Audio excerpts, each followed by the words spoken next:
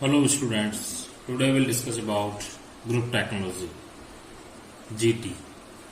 The basic introduction of the GT is the batch manufacturing is estimated to be the most common form of production in the United States, consisting more than 50% of total manufacturing activity. It is important to make batch manufacturing as efficient and productive as possible. Also, there has been a trend to integrate the design and manufacturing functions in a firm. An approach directed as both of these objectives is group technology. Group technology is the term group technology was first used by Professor Mitrofanow in early 1950s. Group technology is manufacturing philosophy in which similar parts are identified and grouped together to take advantage of their similarities in design and production. Similar parts are arranged into part families where each part family possesses similar design and or manufacturing characteristics. That for example, a plant producing 10,000 different parts numbers may be able to group the vast majority of these parts into 30 to 40 distinct families. It is reasonable to believe that processing of each member of a given family is similar, and this should result in manufacturing efficiencies. The efficiencies are generally achieved by arranging the production equipment into machine groups or cells to facilitate workflow.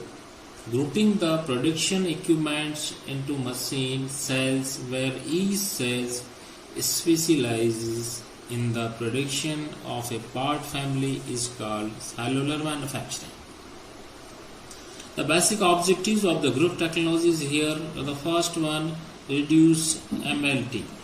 Reduce MLT, meaning of this MLT, the manufacturing lead time.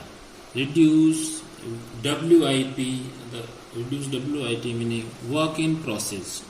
That is, reduce the work in process by the group technology. Improve scheduling.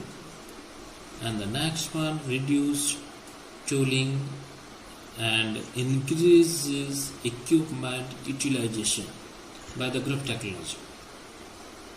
Group technology is most appropriate under the following conditions. The basic conditions for the efficient by the GT: the plant currently use traditional batch production and process type layout. The parts can be grouped in the part families. There are two major tasks that a company must undertake when it implements group technology. These two tasks represent significant obstacles to the applications of group technology. First one, identifying the part families. If the plant makes 10,000 different parts, reviewing all the parts drawings and grouping the parts in families is a part drawings and grouping the parts into families is a substantial task that consumes a significant amount of time. Second one, rearranging production machines into machine cells. It is the time consuming and costly to plan and accomplish this rearrangement, and the machines are not producing during the changeover. Group technology offers substantial benefits of the companies. They are as follows. Group technology promotes standardization of tooling, fixturing, and setups. Material handling is reduced because the distance within a machine cell are much shorter than within the entire factory. Next one, benefit is here: process planning and production scheduling are simplified. by the group technology. The next advantage of the group technology is setup times are reduced, resulting in lower manufacturing at the lead time. The next benefit is the walk-in process is reduced.